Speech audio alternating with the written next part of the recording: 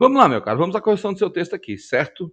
Como eu te disse, eu vou fazer uma correção nesse texto sem levar em conta nenhum edital, nenhuma banca, nem nada, tá? Eu vou levar em conta os padrões normais da redação, as regras da redação que você precisa saber para qualquer tipo de texto.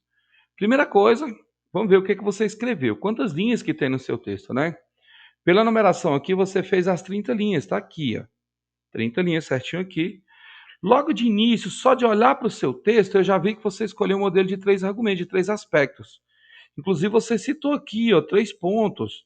E eu procurei no texto, eu encontrei respeito à diversidade, o diálogo, e depois eu encontrei práticas pedagógicas. E no finalzinho aqui, você me deu o que seria uma conclusão, certo? Seria. Eu vou te explicar direitinho o que você tem que fazer para melhorar isso daqui. Então, vamos à leitura do texto, certo? Vamos lá, então, olha só. Diante do cenário atual, vírgula, fica claro que o espaço escolar, com ênfase na cooperação entre estudantes e toda a equipe pedagógica, já vou te apontando logo as suas falhas para você melhorar, tá? Toda a equipe pedagógica. Se eu colocar toda a equipe pedagógica com termo generalizante, não pode. Toda a equipe pedagógica olha só aqui, já tem uma vírgula onde não devia, é de fundamental importância para o desenvolvimento de educação significativa. Em face da relevância do assunto, vírgula, 3 pontos devem ser analisados. Não pode ser da maneira que você colocou aqui, ó.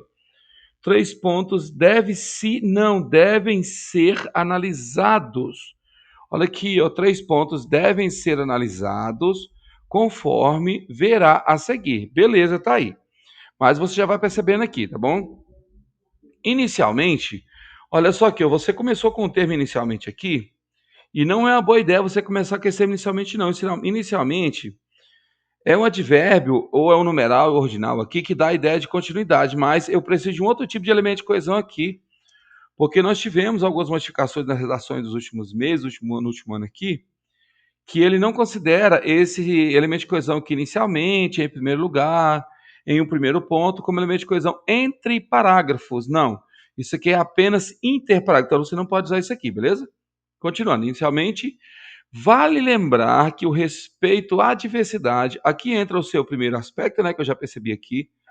Respeito à diversidade dos discentes no ambiente escolar favorece de forma positiva para o desenvolvimento social de cada um. Tranquilo, botou um ponto final aqui, certo?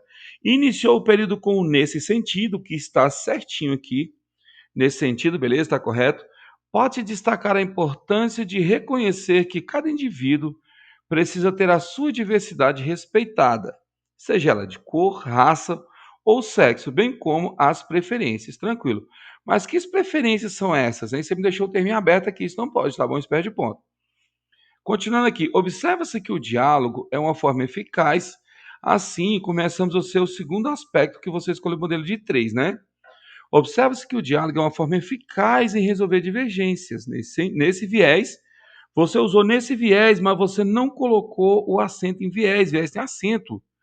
Isso é um oxígeno terminado em E, então ele tem acento obrigatório. Nesse viés, vírgula. Pode-se afirmar que quando há espaço para o diálogo, vírgula, este contribui como forma de aprendizagem, pois os estudantes se sentem à vontade. Faltou uma crase aqui, a locução adverbial feminina. À vontade para tirar dúvidas, compartilhar seus sentimentos e, consequentemente, resolverão os problemas com mais facilidade, vírgula, visto que os educadores devem atuar como mediadores nesse processo. Tranquilo.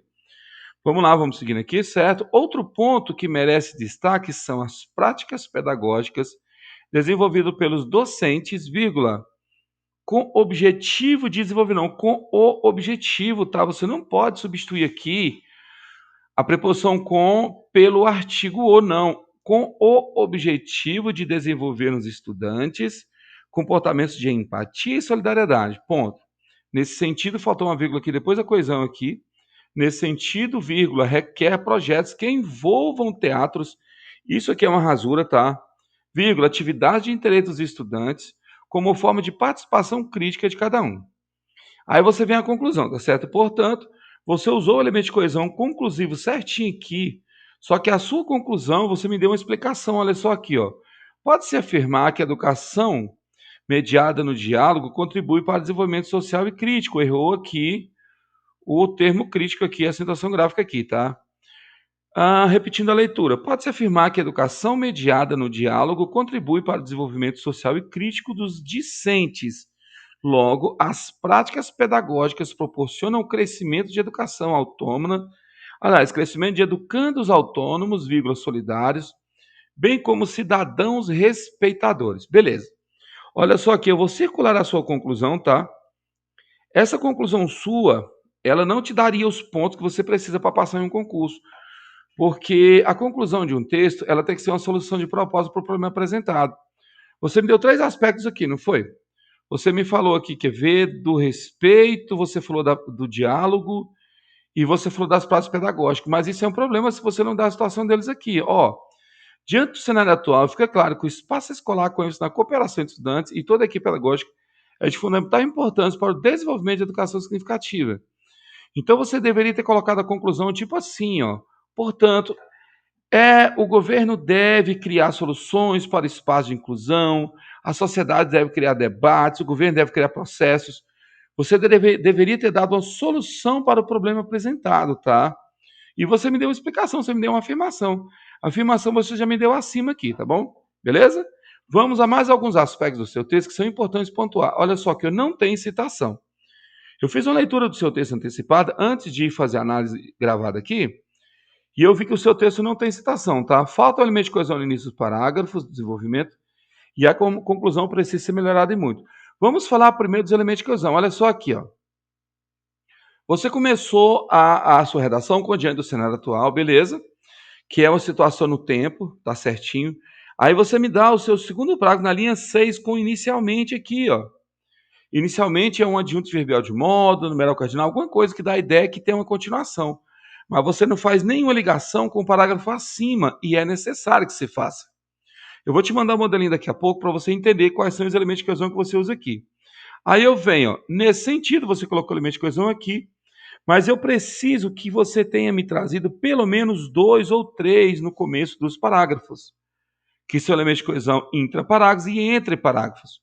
Os intraparágrafos, ou seja, dentro do parágrafo, tudo bem, você usou este aqui, ó, usou este na linha 14, usou nesse viés na linha 13. Inclusive, você poderia ter usado nesse viés aqui na linha 6, ó.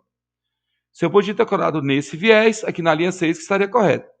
Aí aqui na linha 12, você deveria ter colocado o elemento de coesão no comecinho. Dessa forma, dessa maneira, desse modo. Sob outra maneira, tá certo? Aí aqui na linha 20 você me traz outro ponto não serve com elemento de coesão, tá? Outro ponto, você está me dizendo que vai ter outra coisa a falar, mas eu preciso de um elemento de coesão que seja uma conjunção, uma preposição ou mesmo um pronome demonstrativo.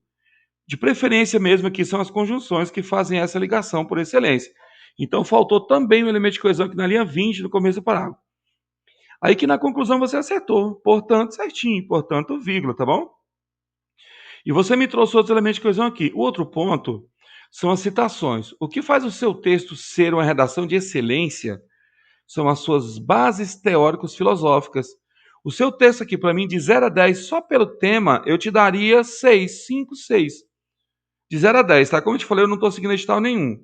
Eu estou estudando as regras gerais de redação para você entender e melhorar cada dia mais o seu texto. Então, você precisa fazer citação de leis, você precisa fazer citação de pensadores, você precisa ter uma ligação teórico-filosófica do seu texto com a literatura comum, com a literatura cotidiana, com as leis, com as bases teóricas filosóficas que a gente tem no nosso país, tá bom? Não esquece das citações. E a sua conclusão aqui, que eu já tinha falado que precisa melhorar bastante aqui, né? Eu vou te mandar um modelinho, mas você tem que ter o agente, você tem que ter a ação, tem que ter o modo, tem que ter o meio e tem que ter o detalhamento. Você precisa de uma conclusão que me traga 5 elementos, pelo menos, para você concluir a sua redação aqui.